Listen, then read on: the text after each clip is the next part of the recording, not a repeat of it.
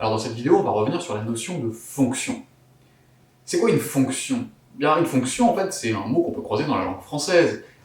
Des machines ont des fonctions. Venez voir, par exemple. Quand je veux me faire couler un café, par exemple, sur une machine expresso, le café, la boisson typique du prof. Alors, sauf pour les profs d'anglais qui, eux, boivent de l'eau chaude avec parfois un peu de lait, mais bon, rien à voir. Donc, par exemple, si je veux me faire couler un café sur une machine comme celle-là, eh bien, comment fonctionne la machine? Elle a différentes fonctions. Par exemple, elle a la fonction expresso. Que fait la fonction expresso? Eh bien, la fonction expresso, elle va venir prendre du café en entrée, donc des grains de café, et en sortie, qu'est-ce qu'elle va faire en sortie? Eh bien, en sortie, elle va me donner un expresso, c'est-à-dire un café. On regarde, donc, si je lance la fonction expresso, la machine va prendre du café,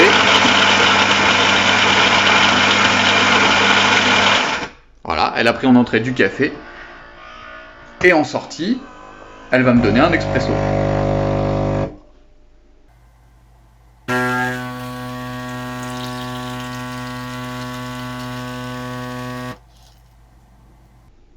Et voilà. Donc ce qu'a fait la fonction expresso de la machine à café, c'est qu'elle a pris du café en grains et qu'elle me l'a transformé en une boisson, un café. Et voilà. La fonction expresso. À la vôtre.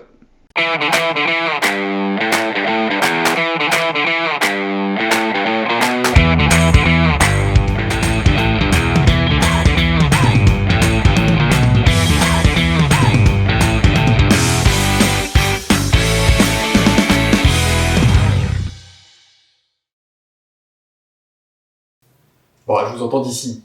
Là, si, je vous entends, vous vous dites, ok, d'accord, il est gentil, lui, avec son café, mais c'est quoi une fonction en mathématiques? En fait, une fonction en mathématiques, c'est un peu le même principe. On peut s'imaginer ça comme une machine. Une machine qui prend en entrée un nombre, qui le transforme avec des opérations, et qui nous donne en sortie un autre nombre. Un peu comme un programme de calcul, en fait. Tenez, prenons un exemple. Alors prenons l'exemple d'une fonction qui prend en entrée un nombre x quelconque et le transforme en 3x plus 2. On écrit ça comme ça. On donne le nom de la fonction, f, et ensuite on dit ce qu'elle fait en écrivant ça comme ça. Elle prend un nombre x et elle lui associe, elle le transforme en 3x plus 2. Eh bien, qu'est-ce que ça veut dire? Eh bien, en fait, ça veut dire que cette fonction, c'est le programme de calcul suivant. Elle prend un nombre, elle le multiplie par 3, et elle ajoute 2.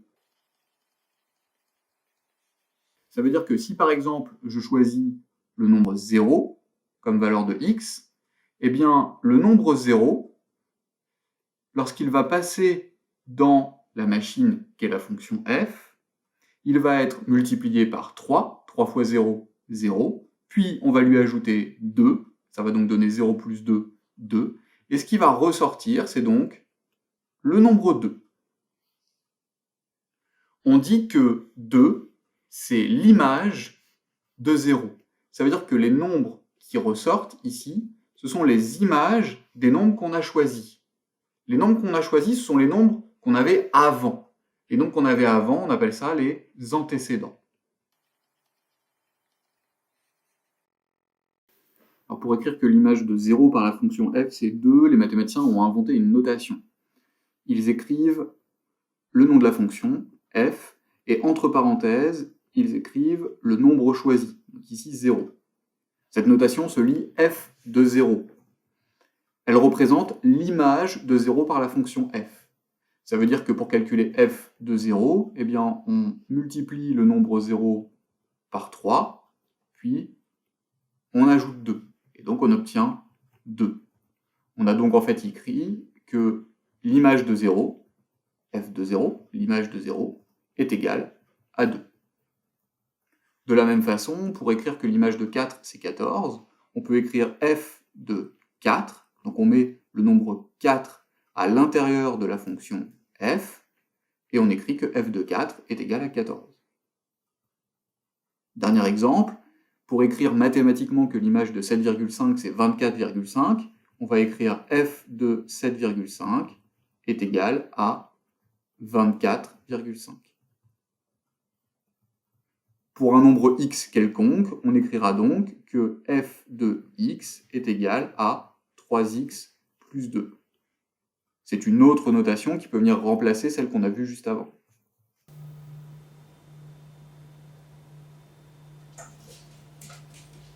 Il est bon ce café. Donc on l'a vu, on a des associations entre le nombre qu'on avait choisi, l'antécédent, le nombre avant qu'il passe dans la fonction, et le nombre d'après, son image. Alors si on représente les associations comme je l'ai fait précédemment, avec des flèches qui passent à l'intérieur d'une machine qui est la fonction, on s'y perd vite et ça devient vite illisible. Alors ce qu'on fait en mathématiques pour représenter les associations entre les antécédents et les images, c'est qu'on construit plutôt des tableaux de valeurs. Voyons ça ensemble. Alors pour résumer les associations que la fonction f crée entre un nombre et son image, on peut construire ce qu'on appelle un tableau de valeurs. C'est quoi un tableau de valeurs? C'est tout simplement un tableau à 2 lignes. Dans la première ligne, on va mettre les valeurs des antécédents, les valeurs de x, et dans une deuxième ligne, on va écrire leurs images. f de x, l'image du nombre x. Donc, par exemple, on a déjà calculé précédemment que l'image de 0, 3 fois 0 plus 2, eh bien c'est 2 avec la fonction f. L'image de 0,5, bien pour la calculer, on utilise la formule qui est rappelée ici pour la fonction f, 3 fois 0,5, 1,5, plus 2, 3,5. L'image de 1, 3 fois 1, 3, plus 2, 5. L'image de 2, 3 fois 2, 6, plus 2, 8. L'image de 3, 3 fois 3, 9, plus 2, 11. L'image de 4, 3 fois 4, 12, plus 2, 14, on l'avait déjà calculé avant. L'image de 5, 3 fois 5, 15, plus 2, 17. On a donc ici un tableau de valeurs de la fonction f. Alors pour prendre un autre exemple, voici le tableau de valeurs d'une autre fonction. Pour bien la différencier, cette autre fonction, je ne l'appelle plus f, mais g. Donc voici le tableau de valeurs de la fonction g. Alors dans le tableau de valeurs de la fonction g, on voit par exemple ici que l'image de 0 par la fonction g, l'image de 0 c'est 2. Donc comme pour la fonction f, l'image de 0 pour la fonction f, c'était 2 aussi. On voit ici que l'image de 4, c'est 14. Donc comme avec la fonction f. Cela veut dire que pour les nombres 0 et 4, la fonction f et la fonction g fait la même chose. Mais on voit dans les autres colonnes que ce n'est pas le cas pour tous les nombres. Par exemple, ici, on voit que la fonction g associe le nombre 1 au nombre 2. Autrement dit, 2 est l'image de 1. Mais attention, pour la fonction f, l'image de 1, c'était pas 2, c'était 5. Dans cette colonne ici, on voit que 3 est un antécédent de 8. Alors qu'avec la fonction f, un antécédent de 8, c'était plutôt 2. Donc les deux fonctions associent à un nombre un autre nombre, mais ne le font pas de la même manière.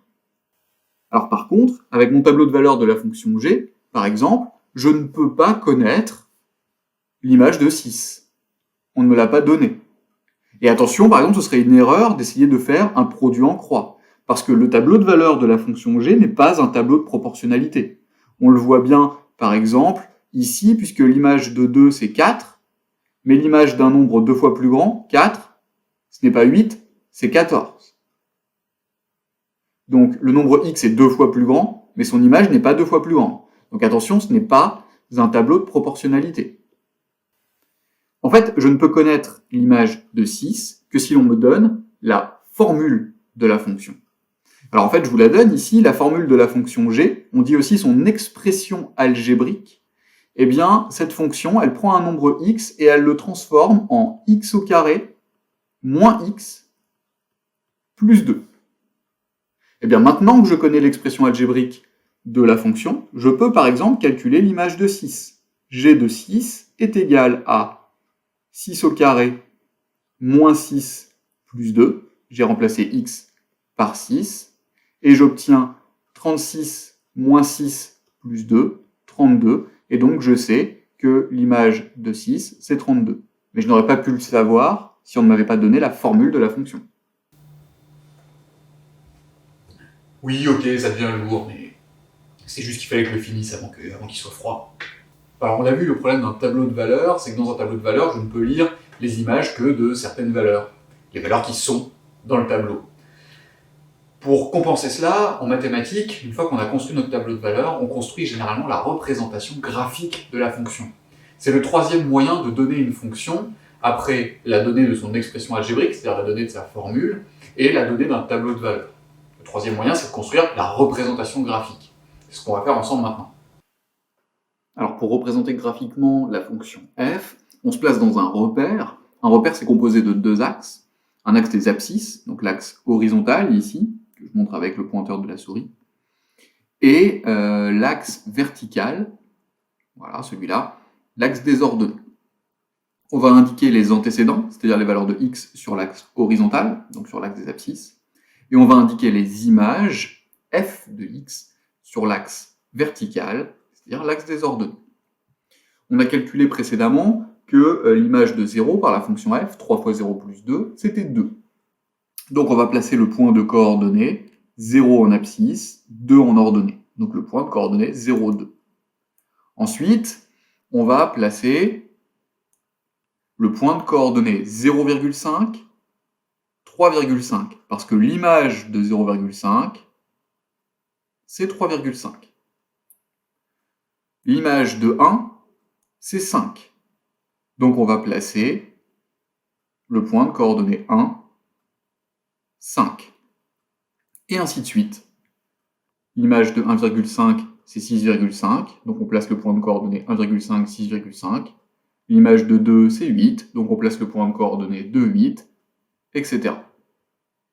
Donc on obtient, on le remarque ici, des points qui semblent être alignés. Ça, on en parlera dans une prochaine séquence. Alors ensuite, on peut faire la même chose avec la fonction g.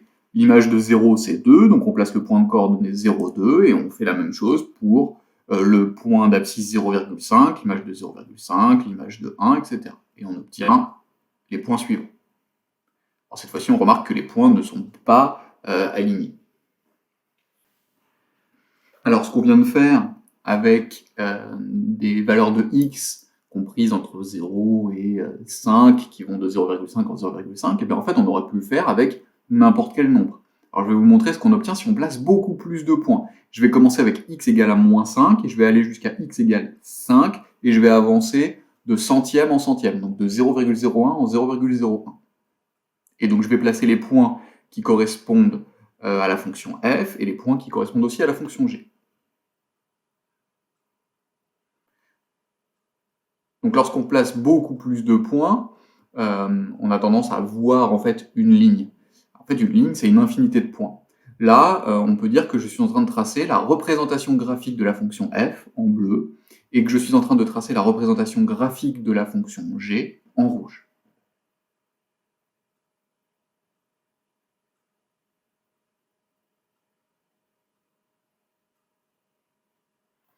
Alors on voit bien au niveau des points d'intersection que le nombre 0 a la même image que ce soit par la fonction f ou par la fonction g, c'est-à-dire 2, que le nombre 4 a la même image par la fonction f et par la fonction g, 14, mais que par contre pour les autres nombres, les fonctions f et g ne procèdent pas aux mêmes associations. Alors quand on dispose de la représentation graphique d'une fonction, par exemple ici de la représentation graphique de la fonction g que nous avons tracée juste avant, eh bien on peut lire des images ou des antécédents. Par exemple, je peux lire que l'image du nombre 2 par la fonction g, voilà, comme ceci, eh bien je peux lire que l'image, c'est 4. Donc je peux écrire que graphiquement, je peux lire que l'image de 2, de la même façon, je peux lire que, par exemple, l'image de moins 3 ici, donc moins 3, je pars de moins 3 sur l'axe des abscisses, hein, l'axe des abscisses c'est l'axe des valeurs de x, je peux lire que l'image de moins 3, l'image de moins 3, c'est 14. Et je peux donc écrire que l'image de moins 3, g de moins 3, est égale à 14. À l'inverse, je peux aussi lire des antécédents. C'est-à-dire que par exemple, si je cherche les antécédents du nombre 24, donc je veux savoir quels sont les nombres qui ont pour image 24, et bien cette fois-ci, je vais partir de l'axe des ordonnées, l'axe des images, et je vais tracer une droite horizontale, et je vais regarder quels sont les points d'intersection avec la courbe. Donc j'ai ici un point d'intersection, j'en ai un deuxième, attention de ne pas l'oublier, ici. Et en allant voir sur l'axe des abscisses, donc l'axe des x, quelle est l'abscisse de ce point, eh bien je vais pouvoir donner un antécédent de 24. Donc ici, un antécédent de 24. Alors attention, je peux dire qu'une valeur approchée, c'est un peu plus grand que 5, donc environ 5,2. De la même façon, de l'autre côté, je peux voir qu'un des antécédents, un autre antécédent de 5, c'est environ moins 4,2, mais de la même façon, ce n'est qu'une valeur approchée. Donc à l'aide d'une représentation graphique, on peut lire des images et des antécédents, on peut lire n'importe quelle image ou n'importe quel antécédent, contrairement à un tableau de valeurs, mais par contre, on ne peut lire que des valeurs approchées. Alors voilà, c'est plus pour du café, cette vidéo sur les fonctions. Cette vidéo sur les fonctions est maintenant terminée. J'espère qu'elle t'a aidé à mieux comprendre ce qu'est une fonction en mathématiques. Parce qu'il faut bien l'avouer, c'est pas la notion la plus simple du programme de 3e.